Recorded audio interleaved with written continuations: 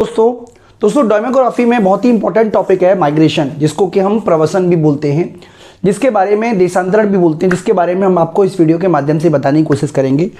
तो बच्चों, ये दिल को झकझोरने वाली एक इमेज है जो कि कोविड के दौर में थी। तो काफ़ी सारे लोगों ने अपना घर बाहर छोड़कर, जो कि शहरों में बसे हुए थे, उनको सडनली गाँव में जाना पड़ा। तो इसी तरीके से ये लोग वो भी है जो पहले गाँव से शहरों में आए, यानी कि माइग्रेशन जो है उसके बारे में हम समझेंगे। क्या कारण होते हैं माइग्रेशन के, क्यों माइग्रेशन करते हैं, माइग्रेशन के कितने प्रकार हैं, डिटेल में हम इस वीडियो के माध्यम से जानने की कोशिश करेंगे। हालांकि ये वीडियो जो है वो थोड़ी सी हम कह सकते हो यूजीसी नेट का जो सिलेबस है माइग्रेशन, उसके अकॉर्डिंग ही हम बना रहे हैं। तो ज़्यादा एक्स्ट्रा टॉपिक हम इसमें नहीं बताएंगे आपको। तो जो टॉपिक कंसेप्चुअली आपको समझने की ज़रूरत है वो सारे के सारे टॉपिक हम कवर करेंगे। तो यहाँ पे देखिए माइग्रेशन क्या है, मैं आपको सिंपल शब्दों में समझाने की कोशिश करूँगा। इसको देशांतरण भी बोलते हैं बच्चों, और प्रवास भी बोलते हैं। यानी कि जब आप एक स्थान से दूसरे स्थान पर निवास करते हो, अपना स्थान परिवर्तन करते हो, तो यह परिवर्तन जो है वो माइग्रेशन कहलाता है। यह एक देश के अंदर भी हो सकता है, देश के भीतर भी हो सकता है, देश के बाहर भी हो सकता है। बच्चों देखिए, माइग्रेशन जो है वो आप कह सकते हो मानव पूंजी निर्माण का एक घटक भी है। अगर हम बात करें, मैं अपनी सपोज करो बात करता हूँ, जैसे कि मैंने आपको इंग्लिश वाली वीडियो में भी यही बात बताई थी कि मान लीजिए मेरा जो जन्म स्थान है वो मथुरा में है। मथुरा का एक गांव था, वहाँ से जन्म स्थान है, और फिर हम सारे के सारे जो फैमिली है वो दिल्ली चले आए, क्योंकि दिल्ली मथुरा में गांव में उतना ही शायद हो सकता है जीवन स्तर हमारा ना शिक्षा का अवसर ना हो, तो जो फादर थे वो गाँव से शहर ले आए दिल्ली में। अब दिल्ली के बाद हमने मान लीजिए दिल्ली में अपनी पढ़ाई की, और हम दिल्ली से सीधे शिफ्ट हो गए गाजियाबाद में। तो अब इसके बारे में हम समझेंगे बच्चों किस तरीके का माइग्रेशन है। मेरे लिए जो माइग्रेशन है वो यही तीन रहा, हम दिल्ली, मथुरा से दिल्ली और दिल्ली से गाजियाबाद। तो क्या वजह रही, सब कुछ मैं आपको अपने एग्जाम्पल के साथ ही जोड़ के आपको समझाऊंगा। तो सबसे पहले प्रवास या देशांतरण से आशय एक स्थान से दूसरे स्थान पर निवास स्थान में परिवर्तन से है। अगर आप टेम्परेरी कहीं जा रहे हो, कुछ दिन के लिए जा रहे हो, एग्जाम देने जा रहे हो, घूमने जा रहे हो, तो वो माइग्रेशन नहीं कहलाता। माइग्रेशन मतलब परमानेंटली आप किसी दूसरे स्थान पर रहना शुरू कर देते हो। किसी क्षेत्र विशेष में जनसंख्या का परिवर्तन करने वाले दो कारण होते हैं। अगर आप बात करें जनसंख्या की, तो एक तो जन्म दर सबसे बड़ा कारण है, एक दूसरा मृत्यु दर। लेकिन इसके अतिरिक्त जो तीसरा सबसे बड़ा कारण है वो प्रवासन भी है। यानी कि प्रवासन जो है वो किसी भी देश के सामाजिक और आर्थिक परिवर्तन को व्यक्त करता है। यानी कि जब माइग्रेशन होता है तो जो माइग्रेशन किस स्पीड से हो रहा है, जैसे आप देखिए दिल्ली में अधिकांश जनसंख्या जो बढ़ने की वजह है वो माइग्रेशन है, दिल्ली मुंबई जैसे शहरों में। तो माइग्रेशन के बारे में यूएनओ ने भी अपने कहा है कि देशांतरण, माइग्रेशन समझ लीजिएगा, माइग्रेशन या देशांतरण निवास स्थान में परिवर्तन करते हुए एक भौगोलिक इकाई से अन्य भौगोलिक इकाई में विचरण करने का एक स्वरूप है। बच्चों ये तो थोड़ा टेक्निकल भाषा हो गई, हम यहाँ से समझते हैं कि किस तरीके का देशांतरण होता है, किस तरीके का प्रवासन होता है। एक तो होता है आंतरिक, आंतरिक का मतलब होता है देश के अंदर ही। तो आंतरिक, जब किसी देश के निवासी अपने ही देश की सीमाओं के अंतर्गत एक स्थान से दूसरे स्थान पर जाते हैं तो उसको आंतरिक देशांतरण कहते हैं। इसके भी दो रूप है, एक तो इन माइग्रेशन है। इन माइग्रेशन मतलब विद इन द स्टेट आप कह सकते हो, या विद इन द रीजन। जैसे मान लीजिए अगर हम एक रीजन मान लें दिल्ली एनसीआर, दिल्ली एनसीआर, ठीक है, अगर हम दिल्ली एनसीआर को मान लें तो मैं दिल्ली से गाजियाबाद में शिफ्ट हुआ, गाजियाबाद में, तो दिल्ली से गाजियाबाद शिफ्ट करने को आप क्या बोलोगे, इन माइग्रेशन कहोगे। जबकि ज़्यादा दूरी नहीं है, जबकि लखनऊ से, अगर दिल्ली लखनऊ से गाजियाबाद की दूरी बहुत ज़्यादा है, लेकिन उस केस में अगर आप स्टेट को, अगर स्टेट को आप मानते हो, अगर आप स्टेट को यूनिट मानते हो, तो इसको आप आउट माइग्रेशन भी कह सकते हो। यानी कि माइग्रेशन दो तरीके से हो सकता है, प्रदेश के अंदर या किसी क्षेत्र विशेष के अंदर। जैसे लखनऊ से इलाहाबाद आप जा रहे हो तो ये अंतरण देशांतरण है, और अगर आप दिल्ली से मथुरा शिफ्ट हो रहे हो तो ये क्या लाएगा, आउट माइग्रेशन, क्योंकि आप एक राज्य से दूसरे राज्य में जा रहे हो। तो राज्य अगर हम इकाई मान लें तो एक राज्य के भीतर जब कोई ट्रांसफर होता है तो उसको बोलते हैं इन माइग्रेशन, और जब राज्य की सीमा से बाहर होता है तो उसको बोलते हैं आउट माइग्रेशन। ये आप याद रखिएगा बच्चों। इसके अलावा किसी भी देश के मतलब जो देशांतरण है वो कई कारणों से हो सकता है देश के अंदर, जिसमें से पहला है कि गांव से गांव में हो सकता है, गांव से शहरों में हो सकता है, शहरों से शहरों में हो सकता है, शहरों से गांव में हो सकता है। इसके अलावा बच्चों एक और होता है जिसको बोलते हैं अंतर्राष्ट्रीय देशांतरण। यानी कि जब एक देश के निवासी देश को छोड़कर देश की सीमाओं के बाहर चले जाते हैं तो उसको बोलते हैं अंतर्राष्ट्रीय देशांतरण। जैसे मान लीजिए एक व्यक्ति है जो इंग्लैंड का है और इंग्लैंड से आकर दिल्ली में बस जाता है तो उसको आप क्या बोलोगे, इमाइग्रेशन। याद रखिएगा, इसको बोलते हैं इमाइग्रेशन। और अगर दिल्ली से निकल कर कोई बाहर चला जाता है तो उसको बोलते हैं इमिग्रेशन। तो ये आप याद रखिएगा, इमिग्रेशन और इमिग्रेशन दोनों इमिग्रेशन है, लेकिन दोनों की स्पेलिंग में अंतर है। यहाँ पे IMMI आता है, अगर इसका मतलब अंदर आना। एक व्यक्ति इंग्लैंड से आकर दिल्ली में बसता है तो इसे इमाइग्रेशन कहेंगे भारतीय नजरिए से, और अगर कोई व्यक्ति दिल्ली से निकलकर इंग्लैंड चला जाता है तो इसे बोलते हैं इमिग्रेशन। इमिग्रेशन दोनों में ही बोलते हैं।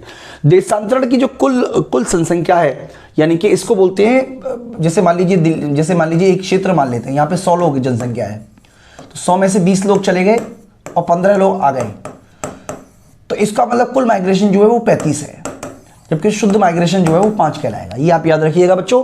सकल देशांतरण कहलाता है कुल संख्या, जिसका यानी कि इस केस में सकल देशांतरण 35 है, और शुद्ध देशांतरण की बात करें तो शुद्ध देशांतरण केवल 5 है, क्योंकि टोटल का नेट डिफरेंस हमने ले लिया है। इसके अलावा देशांतरण को प्रभावित करने वाले कारकों की बात करें तो देशांतरण को प्रभावित करने वाले कारकों को 2 हिस्सों में डिवाइड कर सकते हैं। एक तो है आकर्षक कारण, यानी कि जिनसे ये पुल फैक्टर है, और दूसरे हैं प्रत्याकर्षण कारण, यानी कि ये पुश फैक्टर है, यानी कि ये वो कारण है जिनसे हम प्रभावित होते हैं। ये सकारात्मक कारण भी कह सकते हैं, और ये एक तरीके से नकारात्मक कारण भी कह सकते हैं। ठीक है, जैसे मान लीजिए मेरी जो दिल्ली से गाजियाबाद शिफ्ट होने की जो वजह थी वो जॉब थी, मेरी खुद की नहीं, मेरी वाइफ की जॉब थी। तो इसका मतलब वाइफ की जॉब की वजह से हम दिल्ली से गाजियाबाद शिफ्ट हुए। तो आप ये भी कह सकते हो कि ये जो है ना तरीका, इसको हम बोलते हैं सकारात्मक, इसको सकारात्मक बोलेंगे। लेकिन आप इस स्थिति में देखिए, बहुत सारे लोग कोरोना की वजह से अपने शहरों को छोड़कर गांव में जा रहे हैं। ये क्या है? ये कोई पॉजिटिव तो है नहीं, मजबूरी में जाना पड़ रहा है उनको, तो ये क्या है? नकारात्मक माइग्रेशन आप बोल सकते हो एक तरीके से। या आप कह सकते हो पुल फैक्टर है। पुल का मतलब आपको जबरदस्ती बाहर कर दिया जा रहा है। तो कौन कौन से फैक्टर बच्चों पुश में आते हैं? पुश में देखिए रोजगार आ गया, व्यवसाय के श्रेष्ठ अवसर हो गए, अधिक आय अर्जित करने का कोई अवसर हो गया, यानी कि आप किसी बड़े शहर में जा रहे हो ताकि अधिक आय अर्जित कर सको। इसको आकर्षक फैक्टर कहते हैं, पुल फैक्टर। ठीक है, पुल फैक्टर बोलते हैं। पुश मतलब प्रत्याकर्षण। उन्नत जीवन स्तर को बनाए रखने के लिए, स्वस्थ जलवायु के लिए, मान लीजिए रिटायरमेंट एज के बाद हम किसी स्वस्थ जलवायु में पहाड़ों में जाकर अपना बस जाते, चाहे वो गांव ही क्यों ना हो, लेकिन फिर भी हम इसलिए बसे ताकि हम अपने जीवन स्तर को बेटर कर सके। तो जीवन स्तर को बेटर करने के लिए हम जा रहे हैं। इसके अलावा बच्चों आप प्रत्याकर्षण कारण में देख लिए, कोई प्राकृतिक आपदा आ जाए, जैसे कि भारत में आई थी, ठीक है, उत्तराखंड में आप प्राकृतिक आपदा आई थी, बद्रीनाथ, केदारनाथ काफ़ी बुरी तरीके से प्रभावित हुआ। इसके अलावा शिक्षा, स्वास्थ्य, रोजगार के अवसर नहीं होना। इसके अलावा सामाजिक तिरस्कार, अब देखिए कई लोग ऐसे हैं जिनको सामाजिक बहिष्कृति मिल जाती है। अशांति, युद्ध हो गए वगैरह, राजनीतिक या धार्मिक, जातीय भेदभाव, ये सब कारण होते हैं बच्चों जो जिसकी वजह से देशांतरण होता है। तो देखिए बहुत, आप UGC नेट की तैयारी कर रहे हैं आप, तो मैं बहुत जल्दी आप बच्चों को इसलिए करा रहा हूँ बिकॉज आपको तो बहुत कुछ और भी पढ़ना है। देशांतरण को प्रभावित करने वाले कारकों का अगर हम अध्ययन करें तो देशांतरण को जो कारण प्रभावित करते हैं उसमें से पहला है जनसंख्या। यानी कि अगर ग्रामीण क्षेत्रों में जनसंख्या का दबाव अधिक होता है, छिपी बेरोजगारी ज़्यादा होती है, अल्प बेरोजगारी होती है, ऋणग्रस्तता होती है, जोटों का आकार छोटा होता है, जिसकी वजह से वहाँ पर रोजगार के अवसर उतने नहीं होते, जिसकी वजह से ये पॉपुलेशन का बड़ा हिस्सा शहरों में आ जाता है रोजगार की तलाश में। संयुक्त परिवार प्रणाली भी है, क्योंकि संयुक्त परिवार प्रणाली में बेरोजगारी की समस्या बहुत विकराल होती है, खासतौर पे छिपी बेरोजगारी, उत्पादकता होती नहीं है कुछ लोगों की। इसी तरीके से कुछ लोग जो है वो रोजगार की तलाश में शहरों में आ जाते हैं। प्राकृतिक कारणों की बात करें बच्चों तो कई बार जलवायु परिवर्तन, प्राकृतिक प्रकोप, सूखा, ये सब भी हमारे माइग्रेशन को प्रभावित करता है। आर्थिक कारण की बात करें तो बच्चों बेहतर जीवन स्तर, ठीक है, सुखी जीवन स्तर, क्वालिटी लाइफ के लिए लोग बहुत से शहरों में आ जाते हैं। राजनीतिक कारण भी होते हैं, क्योंकि बहुत सारी जगह पर राजनीतिक अस्थिरता, जैसे देखिए अफगानिस्तान में जिस तरीके का राजनीतिक अस्थिरता है उसकी वजह से लोग बाहर चले गए। बहुत सारे जो अफगानिस्तानी हैं वो अपने देशों को छोड़ कर दूसरे देशों में जाने लगे। इसके अलावा माइग्रेशन की सबसे बड़ी जो वजह है वो विवाह है। भारत में महिलाओं में अगर आप देखेंगे तो लगभग 49.3% जो महिलाएं माइग्रेट होती हैं उनका जो मूल कारण है वो विवाह ही होता है। इसके अलावा बच्चों औद्योगिकरण एक कारण हो सकता है, और स्थानांतरण व नौकरी, क्योंकि सबसे बड़ा कारण तो बच्चों स्थानांतरण या नौकरी है। लोग ट्रांसफर की वजह से या जॉब की वजह से ही सबसे ज़्यादा माइग्रेट होते हैं। माइग्रेशन में सबसे बड़ी जो बाधा उत्पन्न करता है, देखिए माइग्रेशन को इतना आसान नहीं है कि आपने डिसाइड किया कि इस जगह नहीं रहना, किसी और जगह रहना है। सबसे बड़ी जो बैरियर खड़ा करता है वो दूरी है, क्योंकि जितनी ज़्यादा दूरी होगी उतना ही माइग्रेशन सबसे कम होगा। जैसे देखिए दिल्ली में अधिकांश जनसंख्या जो है वो है, आप कह सकते हो एक तरीके से बाहर के राज्यों की ही है।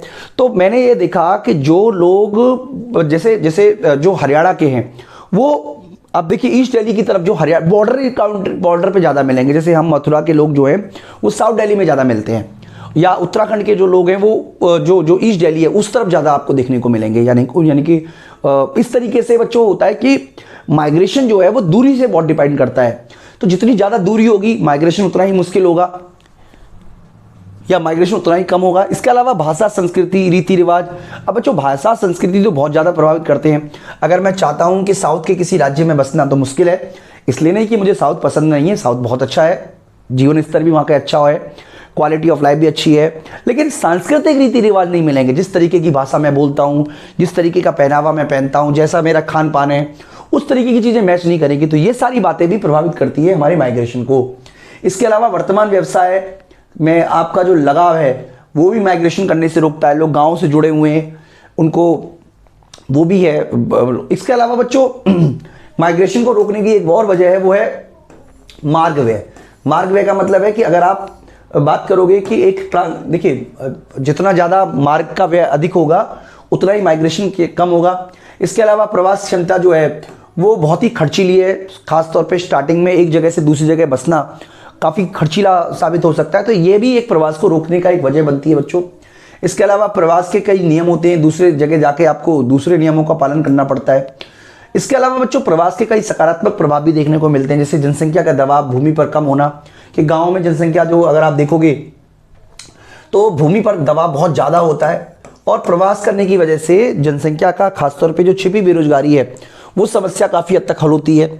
इसके अलावा ग्रामीण क्षेत्रों में आय वृद्धि होती है, क्योंकि ये जो गांव के लोग हैं जब शहरों में जाएंगे तो डेफिनेटली एक बड़ी मात्रा में आय अपने गांव को भी भेजेंगे। बहुत से विदेशी में जाते हैं, विदेशों से भारत को अपनी बड़ी मात्रा में संपत्ति और आय भेजते हैं।